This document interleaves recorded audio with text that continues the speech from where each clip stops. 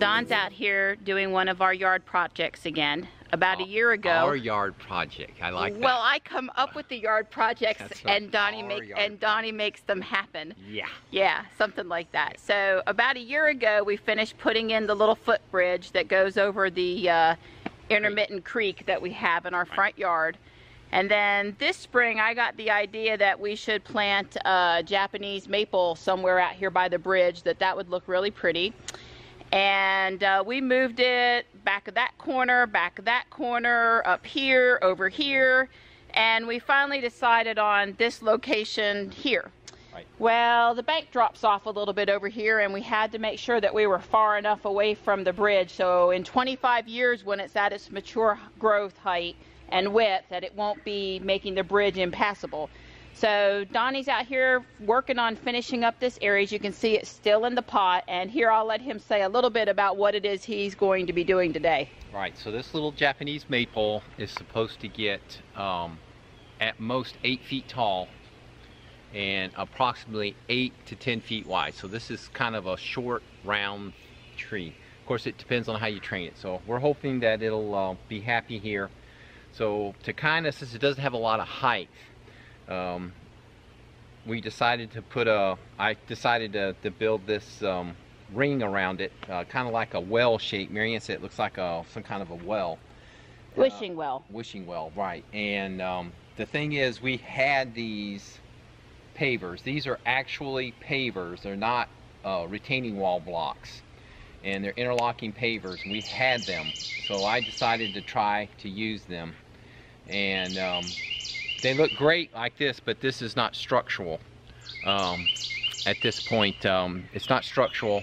So what I'm going to do is, if we were to fill this with soil, take the tree out of the pot, put it in this thing full of soil, the soil would just simply push this apart.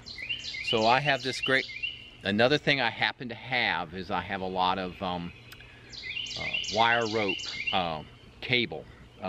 And I'm going to wrap the wire rope around, and I have these posts that will match. I made the posts that in the little newel caps, the little round discs. I made all those things. So this this planting will have 4 posts, and the posts are there really not to do anything except for hold the cable in place to keep it from sliding down.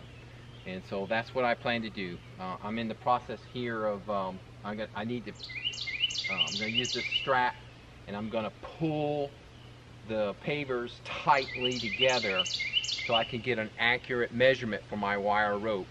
And then I'm going to go cut some wire rope, and I've got clamps and things like that for the wire rope, and then I will band this thing up using the cable. And then after that I'll come back and put the decorative posts. So that's what I'm trying to do today, is using this strap, ratchet it together and see how tight I can get these pavers, how tight I can get them to pull in, because I'm going to lock them in with the cable, and that way when I fill this with soil it won't be able to push apart. Well, I know that I'm very appreciative that he agreed with me that the maple would look nice down here, and then of course that he's going the extra mile to make sure that it really looks good and the tree will be healthy. It may not quite have been clear, but one of the reasons for putting it in the little ring is also so because it's really tiny right now. You know, it looks great above the ground at that height, but if we bury it the 2 foot of the pot down into the ground, then it's basically just barely above the ground. So this raises it a little bit, makes it look like a slightly more mature tree, even though it's actually pretty young.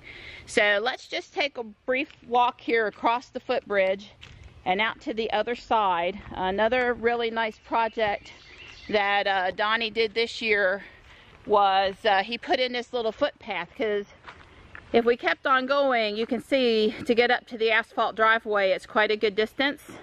But Don came out and put this little path in, which wasn't too complicated.